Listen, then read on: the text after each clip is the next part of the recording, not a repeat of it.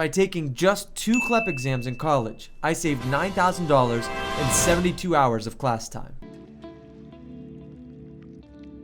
So back in high school, I was not smart enough to take the AP courses, Advanced Placement. All my teachers were begging me to do it, but I was a music nerd. I wanted to spend all my time down in the music hallway. I wish my teachers had told me that an $80 test I can pass in high school would be worth $5,000 in college. Once I got to college, I realized how important it is to save money, and I started to regret not taking those AP courses in high school. Lucky for me, there was still one more option, and that's CLEP. You might have heard of College Board before.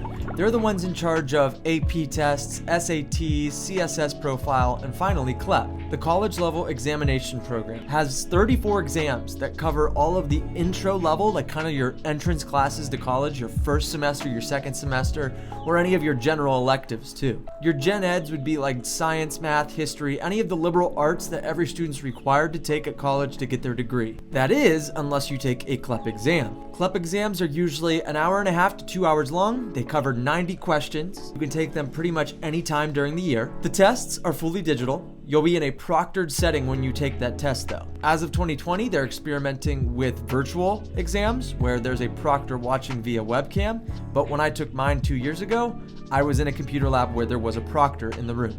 There are over 2,000 CLEP test centers around the world, so you're gonna find the one closest to you and be able to take it anytime during the year. Before you even look into scheduling a CLEP exam, you should see if your college accepts CLEP credits. By searching CLEP online or going to clep.collegeboard.org, you'll click on See Which Colleges Accept CLEP. You'll type in your college name. For example, I will type in just a generic college in my locale, that is Ohio State University. And what you'll see is what credits are awarded for each CLEP exam you take and the minimum score you have to get on the test.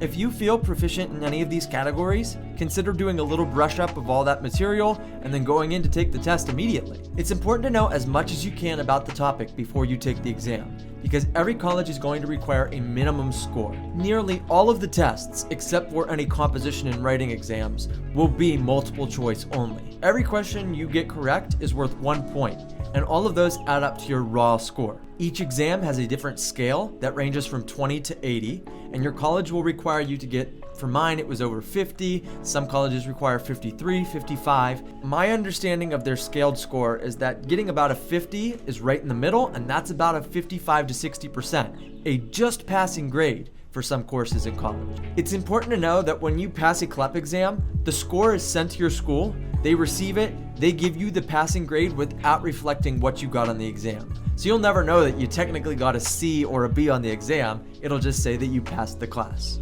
CLEP or College Board will collect an $80 exam fee. Then, depending on how the test is proctored, whether in person at a testing center or digitally, you'll have to pay a testing fee too. The testing fee usually ranges from about $20 to $40. Mine was $30 even. If you're able to pass the test, you can send your scores for free right after the exam. But if you want to send them to more schools or at a different time, you might have to pay. So I took 2 CLEP exams in college. I took History of the United States Part 1 and Introductory Psychology. These were 2 classes that my college required me to take, but had nothing to do with my major. Of course, I really didn't want to spend the time in the class nor the money on the class that I felt like I'd never use again. Every credit at my college cost $1,500. So 3 times $1,500 was $4,500.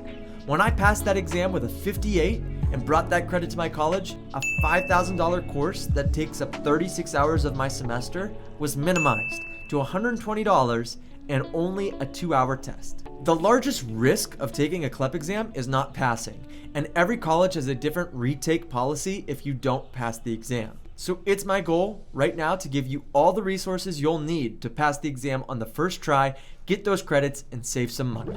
For all my Zoomers out there, some of the best materials I received to study came from the CLEP subreddit. At the top of the subreddit, there's a master resource list.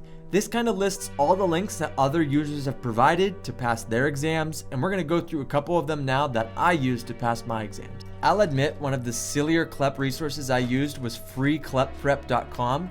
They have a CLEP difficulty list that kind of gauges how hard each exam would be. But it all comes down to the student who takes the exam. For me, I believed that Introductory Psychology was a level 2 exam. For some people, that's immediately a level 1. Now, once you click on any of these, it'll have a free study guide. It'll tell you all about the exam, what kind of questions there'll be, and all of the breakdowns of topics and people that you have to memorize. If you have some extra time and you're looking for more of a class setting to learn all of the content, visit modernstates.org. They have free courses in all of the major topics of CLEP exams where you can take the class over the summer, and maybe jump into the test right into the fall. All of their courses align straight with a CLEP exam, and you learn the fundamentals that'll help you at least pass the exam. There are also so many books that will claim they can help you learn the fundamentals as well, or enough to pass the exam. I will tell you the truth though. I bought this one here, History of the United States 1, and it was enough to pass the exam. Not enough to get a full 80 out of 80 on it, enough just to pass. These books are made under the impression that you will memorize every single thing in the book. And even when you memorize every single thing in the book, you will only get 50 to 60% of the questions correct. Another thing about these books, because they're not College Board official, they can't use exact questions from previous tests. These books make up their own questions based on the tests. So if you get used to testing under their environments and under their questions, you'll never know what the real exam questions will look like. So this is why CLEP puts out a yearly official study guide. It covers every single CLEP exam and has a practice test for you to get a better sense of what the questions will look like. I highly recommend purchasing this book if you're going to take more than one CLEP exam. And probably my favorite resource of all to put on in the background, and then as I'm scrolling through YouTube, find and start watching all the way through the courses, Crash Course. Crash courses are playlists of videos narrated by educators around the world. They're also animated, and they make it really fun to memorize the big topics, the big names of each category of CLEP exams. But remember, these are supposed to be educational and entertaining, so thinking you can watch the crash course and then go take the CLEP exam, yeah, that's a no. You're gonna have to study something too, and it can't just be the crash course videos.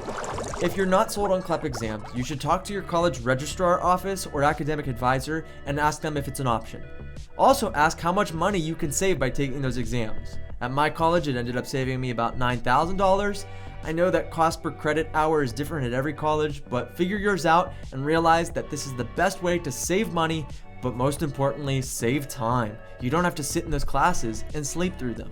If you have any questions about CLEP exams, you could drop it in the comments below. If you want to brag about what score you got or what test you're taking in a few days, let us know down there. Always subscribe if you want to see some great music content as well as college advice or life advice. I'm here for you. I hope you pass the exam and you save some money. It worked for me. I know it can work for you.